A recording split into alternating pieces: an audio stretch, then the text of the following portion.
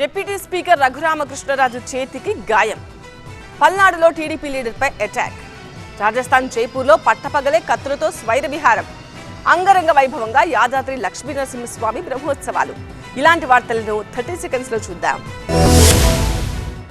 ఏపీలో ఎమ్మెల్యేలు ఎమ్మెల్సీల ఆటల పోటీలు కొనసాగుతున్నాయి. విజయవాడ ఇందిరాగాంధీ మున్సిపల్ స్టేడియంలో నిర్వహిస్తున్న పోటీల్లో ప్రజా ప్రతినిధులంతా ఉత్సాహంగా పాల్గొంటున్నారు. ఎమ్మెల్యేలు ఎమ్మెల్సీల మధ్య నిన్న క్రికెట్ పోటీలు ఆసక్తికరంగా సాగాయి. అయితే క్రికెట్ ఆడుతుండగా డిప్యూటీ స్పీకర్ రఘురామకృష్ణరాజు ప్రమాదవశాత్తు కింద పడిపోయారు. బ్యాటింగ్ చేసే రన్స్ కోసం పరిగెత్తుకుంటూ వెళ్తుండగా రఘురామకృష్ణరాజు అదుపు తప్పి పడిపోయారు. దీంతో రఘురామకృష్ణరాజు భుజానికి గాయమైంది. ఫ్రాక్చర్ అయిందన్న అనుమానంతో ట్రిపులర్ ని తాడేపల్లిలోని మణిపాల్ ఆసుపత్రికి తరలించారు. అయితే ఎడమ చేతి మణికట్టుకు తీవ్ర గాయం కావడంతో మణిపాల్ ఆసుపత్రిలో ప్రాథమిక చికిత్స జరిగింది. అయితే మెరుగైన చికిత్స కోసం హైదరాబాద్ రానున్నారు ట్రిపులర్.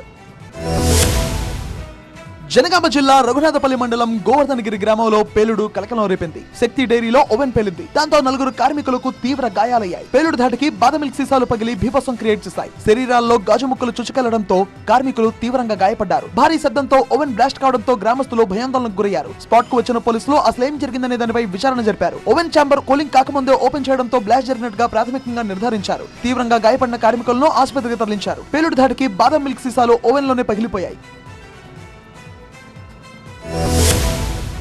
తెలంగాణ వైద్య విధాన పరిషత్ ను directorate of secondary health care గా మార్చేందుకు రాష్ట్ర కేబినెట్ ఆమోదం తెలపడంతో ఉద్యోగులు సంబరాలు చేసుకున్నారు. హైదరాబాద్ కోటిలోని వైద్య విధాన పరిషత్ కార్యాలయంలో కమిషనర్ అజయ్ కుమార్ తో కలిసి వైద్య ఉద్యోగులు క్రాకర్స్ కాల్చి స్వీట్లు పంచుకుని స్టెప్పులు వేశారు. తెలంగాణ వైద్య విధాన పరిషత్ కింద 184 ఆసుపత్రులతో పాటు 12,589 మంది వైద్యులు సిబ్బంది పనిచేస్తున్నారని తెలిపారు వైద్య విధాన పరిషత్ కమిషనర్ అజయ్ కుమార్. వైద్య విధాన పరిషత్ కింద ఉండడం వల్ల అనేక రకాల ప్రయోజనాలు లభించడం లేదని, ఉద్యోగులకు ట్రెజరీ వేతనాలు రావడం లేదని, హెల్త్ కార్డులు, పదోన్నతులు, సర్వీస్ విషయాల్లోనూ అనేక ఇబ్బందులు పడుతున్నారన్నారు.